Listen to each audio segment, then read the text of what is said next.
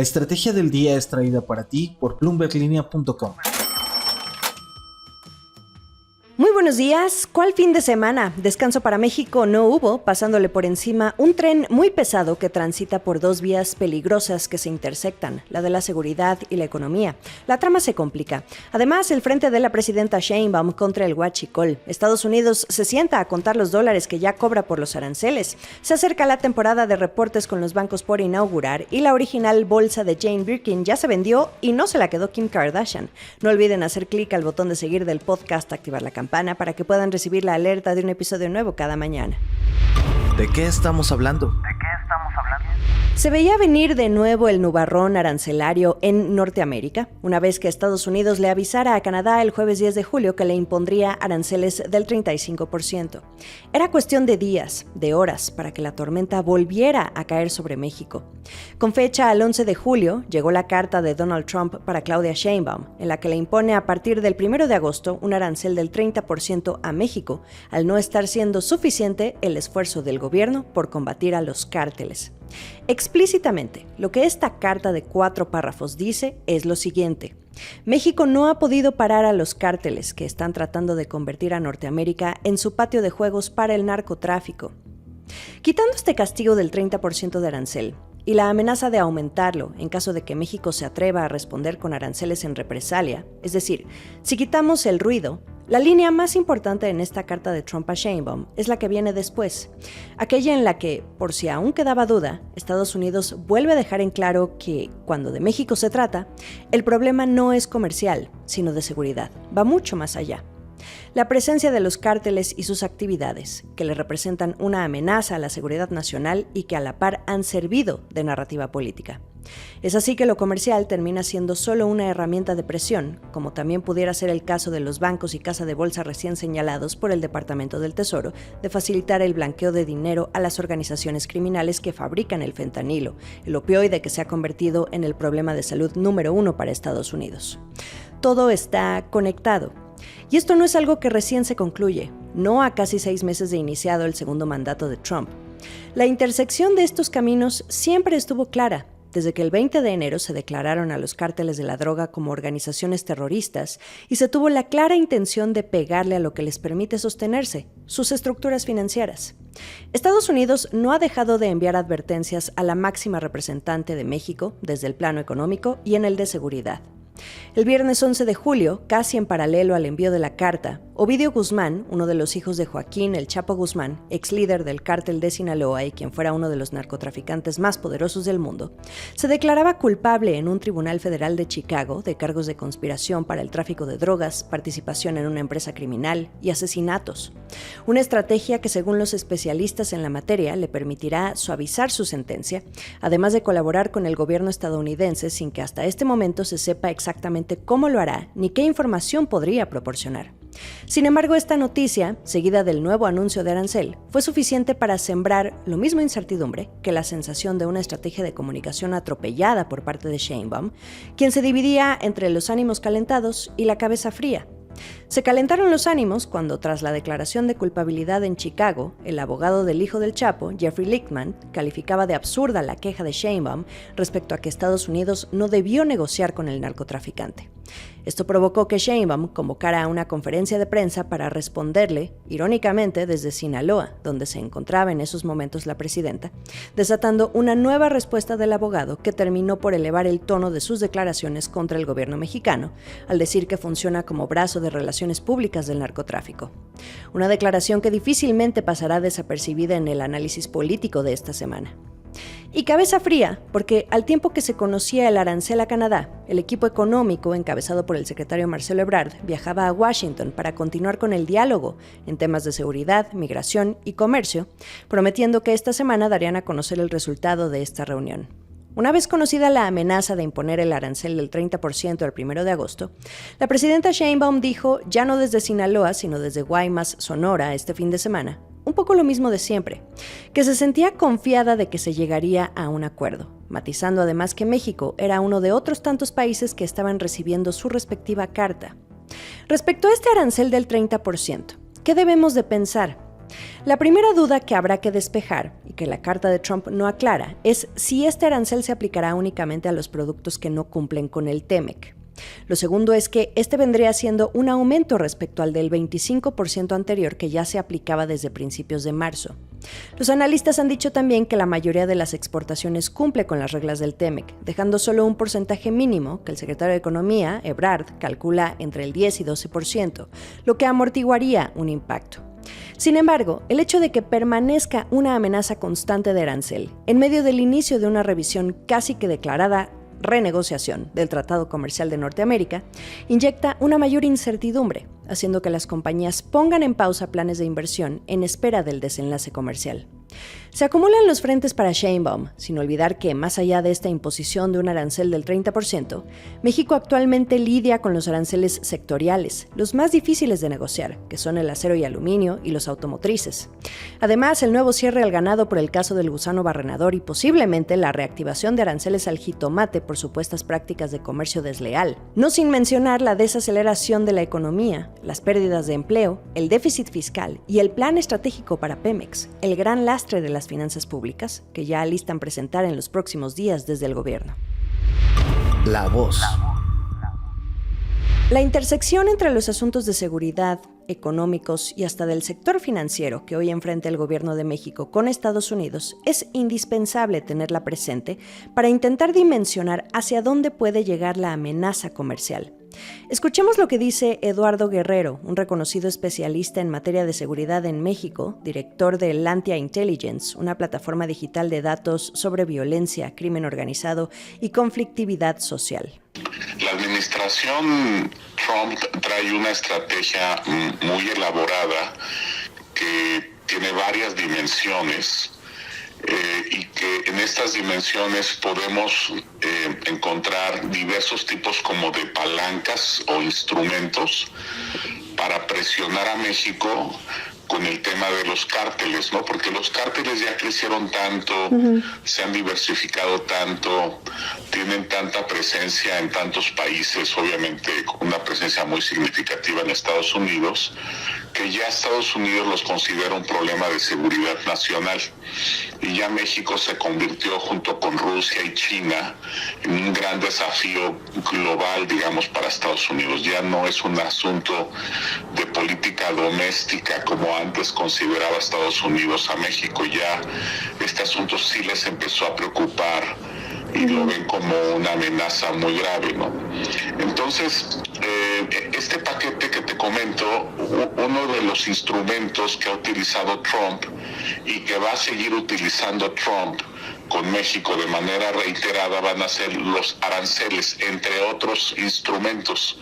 Los aranceles son muy eficaces para el caso particular de México, en contraste, por ejemplo, con Brasil, porque la economía mexicana está mucho más vinculada y es mucho más dependiente que otra como la brasileña del comercio con Estados Unidos. Entonces, es una palanca muy eficaz para poder moldear la conducta del gobierno mexicano en materia de seguridad y presionar muy fuerte a la presidenta Sheinbaum, ¿no?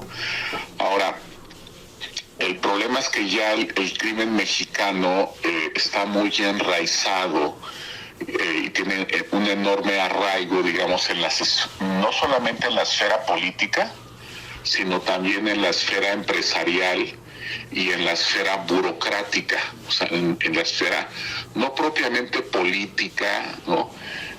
Sino de los funcionarios que manejan varias agencias, no solo de seguridad. Pemex, por ejemplo, está muy penetrado por el crimen organizado y otras agencias burocráticas. Entonces, lo que vamos a ver a lo largo del sexenio de Trump es, vamos a ver repetidamente un patrón en donde van a estar los aranceles desempeñando un papel muy importante, pero también vamos a ver el tema de sanciones a instituciones del sistema financiero, como ya empezaron a suceder. También vamos a ver retiro de visas, congelamiento de cuentas, para miembros de la clase política y miembros de la clase empresarial y también de la clase burocrática. Están, yo creo que, armando el paquete y les vino muy bien el tema de Ovidio, pues porque Ovidio es una caja llena de información muy valiosa y muy fresca, ¿no? Ya, por ejemplo, la información que les puede brindar el Chapo, pues ya no tiene la frescura ni la vigencia que le pueden brindar los hijos, ¿no? Entonces, y de hecho toda la familia, porque como tú sabes, ya la familia casi completa, la familia Guzmán ya reside buena parte en Estados Unidos, protegida por las instituciones de seguridad, y traen un diálogo muy fluido con las agencias de inteligencia estadounidenses, ¿no? Entonces, de ahí van a recabar mucha información y la van a cruzar, obviamente, con muchas otras fuentes que tienen. Acuérdate que fueron 29 capos que les extraditamos hace unos 3 meses.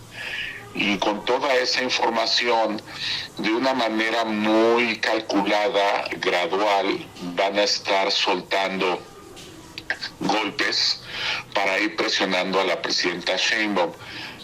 La presidenta Sheinbaum, por otra parte, en la parte política, está un tanto, digamos, amarrada de manos, porque muchas de las personas señaladas están vinculadas con la administración anterior y ella guarda un lazo pues muy estrecho, no solamente con el presidente López Obrador, sino con el círculo cercano del presidente. De hecho, varias figuras de ese círculo cercano son miembros de su gabinete.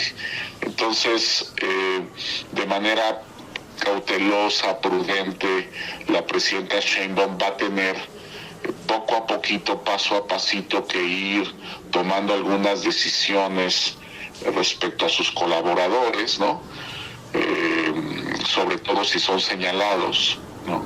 Porque si ella no hace nada y es omisa ante los señalamientos de Estados Unidos va a tomar esas omisiones o esa pasividad como un pretexto para seguir, sobre todo con lo de los aranceles, presionando y pues de alguna manera amedrentando al gobierno mexicano, ¿no? Uh-huh. Entonces, más vale que nos acostumbremos. Esto va a suceder cíclicamente, yo creo que un par de veces al año en México durante los próximos 3 años y medio. Ahorita se está empezando a cerrar el primer ciclo, que es los primeros 6 meses de la administración del presidente Trump, y ya más o menos nos dimos cuenta cuáles son los componentes de esa caja de herramientas que va a estar utilizando Trump, ¿no? Esto es lo que dice Eduardo Guerrero, reconocido especialista en materia de seguridad en México, director de Lantia Intelligence. En pocas palabras dice, acostúmbrense, a la par de estar atentos a las decisiones que la presidenta Sheinbaum deberá comenzar a tomar de tal forma que logre amortiguar la embestida de Estados Unidos contra los cárteles de la droga mexicanos. Guerrero también dice que Trump, cuando se le presenta evidencia contundente de avances en algunos rubros, sí cambia sus decisiones originales y baja los aranceles. Ya lo hemos visto. De cualquier manera, a nivel nacional, para la presidenta Sheinbaum, comienza también un dilema que ha evitado enfrentar. Terminar de separarse de una vez por todas de la ideología y los problemas que se crearon en el sexenio de quien le heredó el poder. En otras noticias. Si hay un tema que la semana pasada fue protagonista también en los principales diarios nacionales en México, fue el decomiso histórico de más de 15 millones de litros de combustible robado, mejor conocido como huachicol. Un primer paso que da la presidenta frente a lo que su antecesor, el expresidente Andrés Manuel López Obrador, dijo haber erradicado durante sus 6 años de gobierno. El asunto es que, además de que no se erradicó el problema, revisando las cifras, Arturo Solís, reportero de energía para Bloomberg Línea y este podcast, encontró que en los 8 meses de gobierno que lleva Sheinbaum, su administración ha recuperado casi la misma cantidad de combustible robado que López Obrador en todo su sexenio.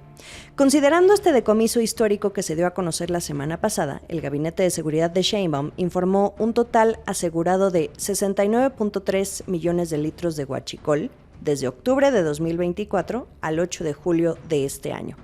Mientras tanto, en los 6 años de gobierno completitos de López Obrador, se recuperaron un total de 70.5 millones de litros de combustible robado, que iban del 1 de diciembre de 2018 al 2 de septiembre de 2024. Así que, al menos en este frente, la presidenta Sheinbaum está dando golpes más agresivos con su estrategia de seguridad sobre combustibles. Sin embargo, falta mucho por hacer. La consultora Petrointelligence calcula este delito en 18.800 millones de litros anuales. Y a pesar de que Sheinbaum está decomisando más rápido que AMLO, esto apenas implica un porcentaje de 0.4% comparado con el contrabando de combustibles importados, mejor conocido como huachicol fiscal, es decir, que no paga impuestos. Y tampoco tenemos una dimensión sobre el impacto económico de estas pérdidas. En mayo, durante la convención bancaria, ustedes recordarán que le preguntamos directo en entrevista al secretario de Hacienda, Edgar Amador, pero dijo que era muy difícil estimar estas pérdidas. Esto es el dato del día. ¿Y cuánto dinero está recibiendo Trump por los aranceles? A 6 meses del vaivén arancelario, la pregunta de preguntas: ¿cuánto dinero está recaudando el gobierno de Estados Unidos? Los ingresos por derecho de aduana en este año fiscal superaron los 100,000 millones de dólares por primera vez, lo que ya refleja entonces el efecto de la política comercial del presidente. El Departamento del Tesoro registró 27,000 millones de dólares en ingresos por derechos de aduana solo en junio, lo que elevó los ingresos del año fiscal hasta la fecha por gravámenes superiores a los 113,000 millones de dólares. Esto según los datos del propio gobierno. Esto quiere decir que los ingresos del gobierno de Estados Unidos para el mes aumentaron alrededor del 13% respecto al año anterior. Temporada de reportes. Ya viene, ahora sí, la cascada de reportes financieros de las empresas al segundo trimestre, dando el banderazo de salida, como siempre, los bancos, que van a volver a mostrar una buena racha de ganancias pese a los aranceles. Está previsto que los 6 mayores bancos de Estados Unidos publiquen sus resultados esta semana, y los analistas prevén aumentos en sus ingresos, especialmente de banca comercial, así lo muestran los datos recopilados por Bloomberg. Esto se debe en gran medida a los días de negociación récord de algunas firmas tras los anuncios arancelarios del famoso Día de Liberación de Trump, que fue a principios de abril. Se espera que Goldman Sachs lidere, seguido por Morgan Stanley, especialmente en renta variable, mientras que en el negocio de renta fija, divisas y materias primas, es probable que JP Morgan Chase se lleve las palmas, seguido por Citigroup. Hagan sus apuestas. El último sorbo. El viernes 11 de julio también fue el día en el que todos, o bueno, varios, andaban pegados viendo en tiempo real la subasta de la Birkin original que perteneció a la actriz Jane Birkin y que inició con 1 millón de euros. Entre paletas alzadas, llamadas, la puja fue elevándose hasta que el bolso negro de cuero fue vendido por poco más de 8 millones de euros, que vendrían siendo unos 10 millones de dólares. Entre los TikTokers circulaba la noticia de que supuestamente se lo había quedado la reina estadounidense de los realities, Kim Kardashian, pero no fue así. Ya saben, leyendas urbanas de las redes sociales que tan pronto llegan desaparecen porque se lo queda realmente un coleccionista japonés que anduvo presionando por teléfono. Datos curiosos de esta subasta: el precio de la Birkin original desbancó el récord que tenía el bolso Himalaya Kelly de cocodrilo con diamantes, también de Hermes, que se vendió por la casa de subastas Christie's en 2021, pero por $510,000. No, pues sí es amplia la diferencia. Estamos hablando del bolso más codiciado del planeta ahora, que es la original Birkin. Antes de ser subastado lo tenía otra coleccionista que se hace llamar Catherine B. Es lo que tenemos porque no sabemos su apellido. Lo guardó durante los últimos 25 años, dice, en un lugar seguro a temperaturas adecuadas para protegerlo y que ocasionalmente lo sacaba para algún evento que valiera la pena. Este bolso data de 1984, cuando el entonces CEO de Hermes International, Jean-Louis Dumas, se lo hizo a Jane Birkin. La historia es bastante conocida a estas alturas, pero básicamente tenía el objetivo de que le cupiera todo, al estilo Mary Poppins. Pero bueno, en este caso de la Birkin, ¿ustedes qué opinan? ¿Lo vale? ¿10 millones de dólares? Más allá de nuestra humilde opinión, lo único que deja ver esta subasta es que la demanda por objetos de lujo únicos y de este calibre sigue siendo fuerte. Lo mejor de la información económica y de negocios está aquí en La Estrategia del Día. Estamos en ex-Twitter como @laestrategiamx. En Instagram me encuentran como Jimena Business y en YouTube los episodios completos en video. Que tengan un excelente inicio de semana. Esta fue La Estrategia del Día, escrito y narrado por Jimena Tolama, producido por Arturo Luna y Daniel Hernández. Que tengas un día muy productivo.